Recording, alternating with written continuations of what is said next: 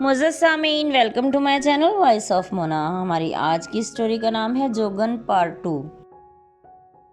आज सुबह ही सुबह शम्सा आ गई। वो बहुत खुश थी।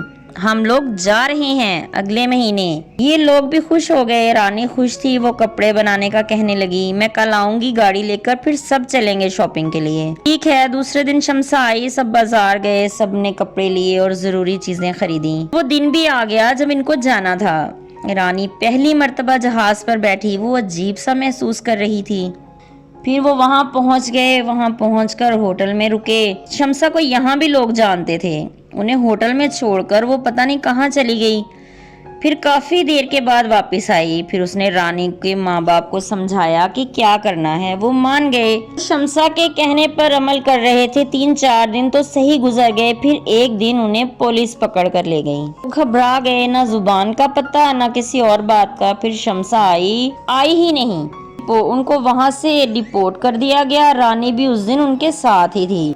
उस दिन वरना पता नहीं क्या होता। ये लोग वापस आके अपने ठिकाने पर पहुंचे। पैसे भी वहीं रह गए थे और सामान भी। फिर 3 महीने के बाद शम्सा उनका सामान और पैसे देने आई। रानी ने कहा, हमें ये नहीं बताया, ये कुछ भी हो सकता है वहाँ। वो शर्मिंदा थी। आगे से नहीं होगा ऐसे, आगे का तो सवाल ही नहीं उठता। हम नहीं जाएंगे, ना ही ऐसा काम करेंगे। हमें अपने अपने सांपों का खेल तमाशा ही अच्छा है। रानी को गुस्सा था शम्सा पर। वो समझ गई कि उसके साथ क्या हो सकता था अगर वो साथ ना होती। उस दिन तो वहीं रह जाती वो, और शम्सा जो मर्जी करती उसके साथ। उसने साफ मना कर दिया कि मैं गरीब ही भली, मुझे नहीं जाना।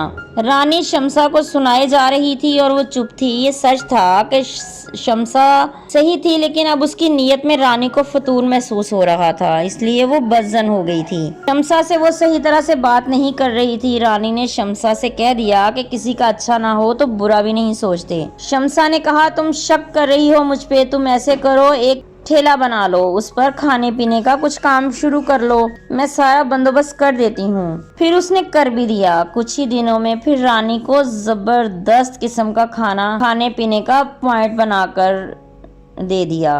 रानी बाप के साथ काम करने लगी। खाना शम्सा बनाती थी। फिर उसने खाना रानी और उसकी माँ को भी बनाना सिखा दिया। उनको अच्छी खासी इनकम होने लगी। देखते ही देखते उनका फूड पॉइंट चल गया। रानी के बाप ने सांपों को भी छोड़ दिया। अब वो तीनों ही इकट्ठे काम करते थे। जीते रहिए, खुश रहिए। मिलते हैं अगली कहानी के साथ।